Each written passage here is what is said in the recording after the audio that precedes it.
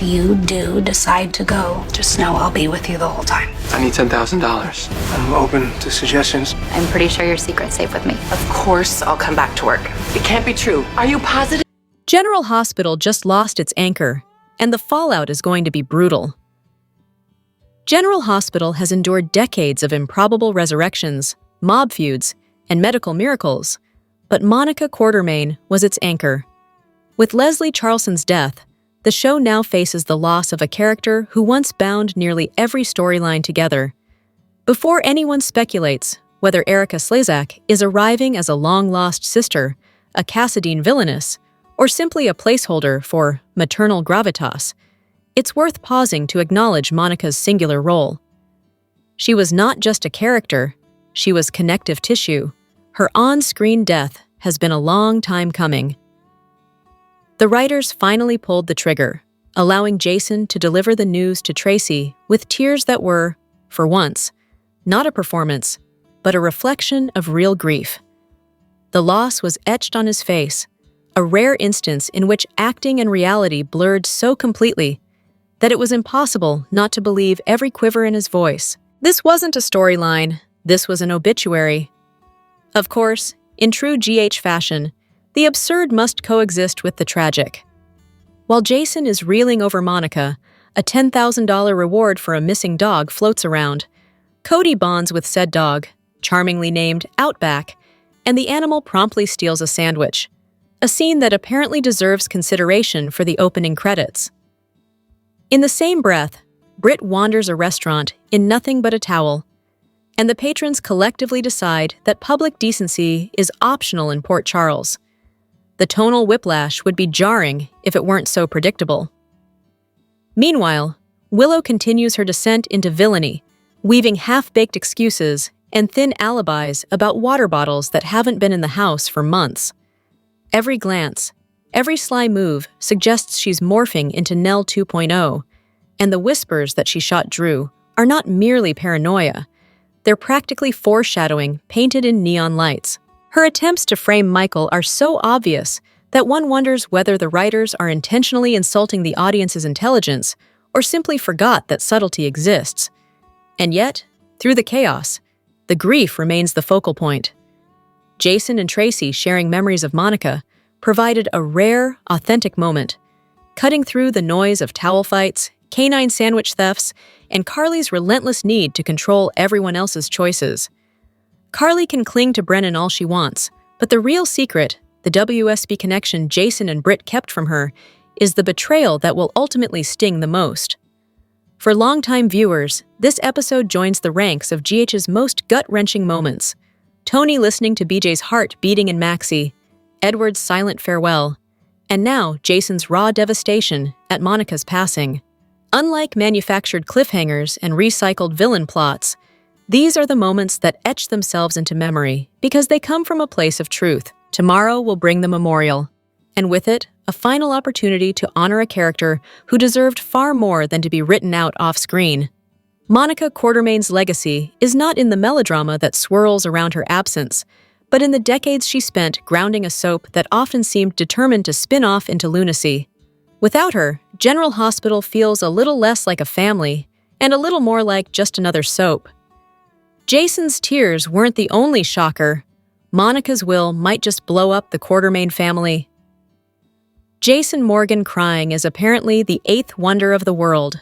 One pair of misty baby blue eyes, and suddenly, the entire audience is in need of a wet-dry vac. Credit where it's due. Jason and Tracy pulled off a devastating scene, and Monica's presence, even in death, remains an eternal fixture of Port Charles. Rest in peace, Leslie Charleson. Her absence will be felt. Of course, this is General Hospital, where grief is immediately overshadowed by potential inheritance squabbles. The fantasy scenario writes itself. Drew learns Monica left everything to Jason, contests the will, and gets swiftly disinherited for his extracurricular activities with Willow. One can almost hear the gavel slam. Speaking of Willow, apparently every man in town feels the need to orbit her. Chase insists on playing guardian angel, though his time would be better spent minding his badge. Instead, he contemplates confessions and noble sacrifices, while BLT, the show's resident doormat in training, assures him she'll support his every terrible choice, even if it involves Willow. At this rate, she'd probably bring scented candles to his infidelity. Elsewhere in Port Charles, promotions are handed out like party favors. Vaughn, despite being captured and shackled during a mission, somehow earned a gold star. Meanwhile, Liz engages in a juvenile, high-pitched sneer-off with Britt, an exchange that made both women look like mean girls at a high school lunch table. If Liz wants gravitas, she should take lessons from Ava or Carly. Tracy-level presence is out of the question. Then comes Liesel, who managed to weaponize maternal grief into emotional shrapnel, unloading on Britt at the worst possible moment. And Britt herself? Back to parading around as the Britch, storming into situations expecting the red carpet treatment, despite lacking both a medical license and any shred of humility. The sense of entitlement is almost Olympic level. The absurdity continues. Britt wanders into Kelly's Bobby's in nothing but a towel and bare feet, and not a single patron blinks. Carly engages her in conversation as though no shoes, no shirt, no problem is the new house policy. Between towel etiquette and secret keeping with Jason, Carly's standards have apparently hit rock bottom. Meanwhile, Jocelyn is in Australia, cozying up to a boyfriend who looks about ready to join AARP. Perhaps Dex could be resurrected just to restore age balance. Back in Port Charles, Willow barges into the Quartermain mansion for a sentimental hug fest with Monica, only for the kids to be whisked away before the adults' awkward glaring gives them trauma. Willow then delivers a fantasy courtroom speech about how a new judge will surely adore her, never mind her laundry list of questionable acts, from gaslighting Sasha to trespassing like it's a hobby. Across town, Dante and Cody are vying for the title of most self-centered male, with Cody delivering melodrama worthy of an Emmy. If Dante reunites with Lulu, Port Charles may collapse into a black hole of angst. Meanwhile, Trina and Kai rehearse the Drew break-in saga for the 1,000th time, conveniently forgetting evidence like Scout's ringtone and a bat with Kai's fingerprints was left behind. Brilliant criminal masterminds, they are not. And in the final blow, Tracy entrusts Jason with delivering Monica's death news. Though she hardly needed him, Monica, in her last hours, had a beautiful day with her grandchildren. No speeches required, just a quiet exit befitting the matriarch she was. Everyone's crying over Monica's death, but here's the messy truth about who actually deserves the Quartermain mansion. General Hospital's latest storyline has stirred up enough noise to rival a Quartermain Thanksgiving. But let's cut through the clutter. First, a public service announcement. With more than 323,000 members in the fan group, announcing your departure is about as effective as whispering during a fireworks show. No one will notice. Truly, move along. And yes, the chorus demanding that a certain actress be fired is deafening. We've heard it, repeatedly. Ironically, this campaign is often wrapped in lectures about free speech, followed immediately by calls for professional exile. Evidently, freedom applies to opinions, just not to people who hold them.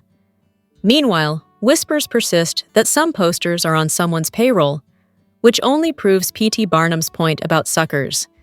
Now to the storyline itself.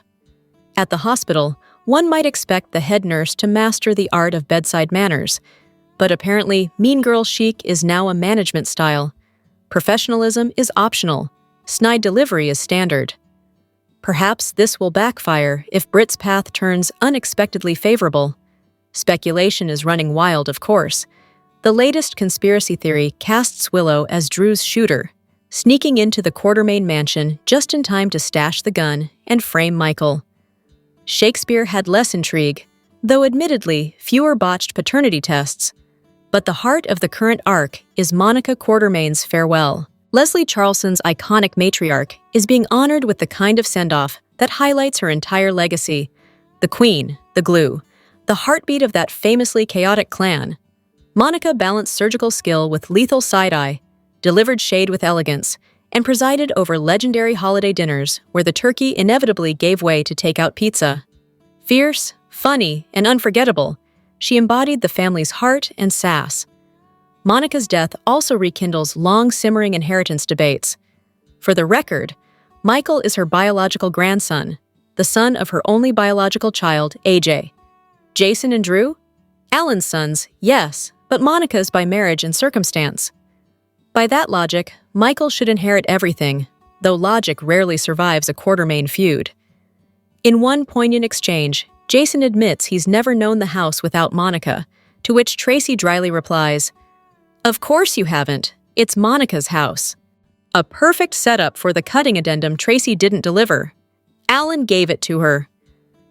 One can almost see Jason and Tracy sharing a rare, fitting embrace in that moment. Elsewhere, speculation about children, Rocco's true parentage, Britt's supposed secret baby, or any other resurrection pulled from the GH playbook, continues to swirl. The writers do enjoy recycling the dead, after all. What truly lands, however, are the performances. Jane Elliott, Tracy, and Steve Burton, Jason, deliver raw, restrained brilliance in the quiet before Monica's death is announced. It is rare, sublime acting that slices through the noise of fan squabbles. Watching Jason's grief unfold is heartbreaking enough to bring even the most cynical viewer to tears. If Jason cries, the entire GH universe should be crying with him. Of course, not every character shines.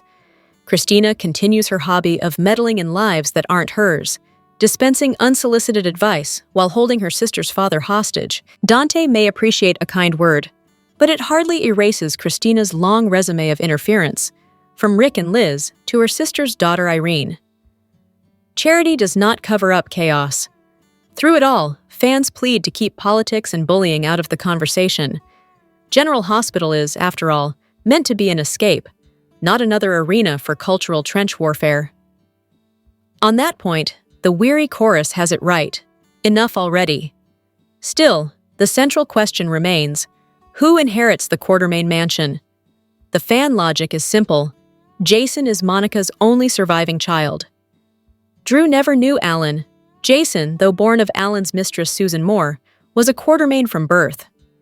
The mansion's fate, like everything else in this family, is bound to ignite another feud worthy of Monica herself. In the end, Monica Quartermain departs exactly as she lived, leaving behind love, shade, chaos, and a family in perpetual battle. Long may her memory and the drama reign. Nathan fans are celebrating too soon, because what if the man returning isn't Nathan at all, but Peter? Britt's heartbreak this week was a rare moment of honesty on General Hospital. Her tearful confession to Liesl that she never felt important to her mother was devastating.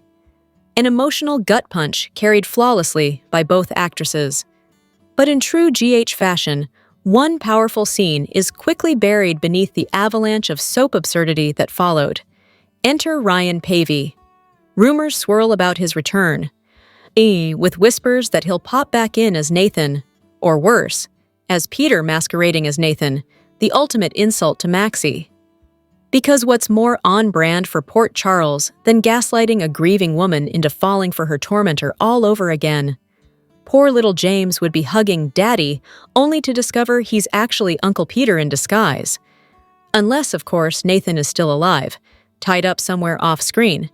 Because apparently, even in death, this show refuses to let him rest. And then there's the endless chatter about Nancy Lee Grahn. The obsession with her off-screen opinions borders on the deranged, fans stalking actors' social media, drafting petitions to get her fired, and foaming at the mouth over her political takes. That's not fandom. That's a hobby in need of intervention. Alexis Davis is fictional.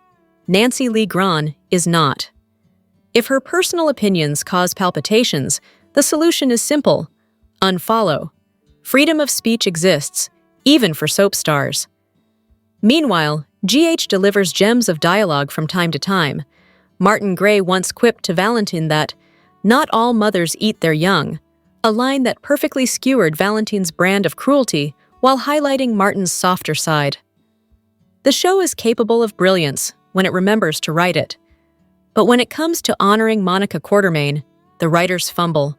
Of all people, Jason, the human block of wood, was the one to find her. Tracy, who has consistently shown genuine concern for Monica, would have given that scene the emotional heft it deserved. Instead, we got Jason's blank stare. Willow, on the other hand, has spun fully into cuckoo for Cocoa Puffs territory, demanding Michael treat her with saintly reverence, or else. The Quartermains, for all their dysfunction, have displayed touching unity in this storyline, with Tracy poised to grieve the hardest given her long, complicated history with Monica. The mystery of Drew's shooting only adds to the chaos. 2 bullets, 2 angles, and the suggestion of 2 shooters, one outside, one inside, possibly a woman. It's classic GH, a murder mystery wrapped in a tangle of half-revealed clues. But God help us all if this spirals into a drawn-out forgery plot over Monica's will. Days of our lives tried that with Victor's estate, and it dragged on longer than anyone's patience could endure. Of course, fans should brace themselves for the inevitable disruption. The annual baseball playoffs, 3 days of soap interruption from September 30th to October suit. GH will pause, but the drama will wait patiently in the wings. Other highlights? Dante's hypocrisy remains laughable, indignant that Jason didn't abandon Britt to danger just to keep Lulu comfortable. And the week's episodes closed with a heavy hand. Jason finding Monica, setting the stage for an emotional farewell that fans know is coming but still dread. Tissues will be required. In short, GH continues to be what it has always been. A messy cocktail of genuine heartache, ludicrous resurrections, overwrought mysteries, and audience meltdowns over actors' personal lives. A train wreck, yes, but one that no one can quite look away from. Death means nothing in General Hospital, and that's exactly the problem. Death in General Hospital is about as permanent as a snowstorm in July. Characters like Britt, Nathan, Sam, and Dex all had their corpses paraded across the screen for dramatic effect, only to remind the audience later that nothing in this soap truly sticks. Meanwhile, Monica Quartermain has been kept alive on screen nearly a year after Leslie Charleston's passing, making her more ghostly than half the show's current villains. One can only hope Robert Scorpio and Leslie Weber don't get trapped in this bizarre limbo next. Then there's the forced truce between Ava and Christina, 2 characters who should never share a wine glass, let alone a storyline. Watching them cooperate is about as natural as Sonny Corinthos leading a meditation retreat.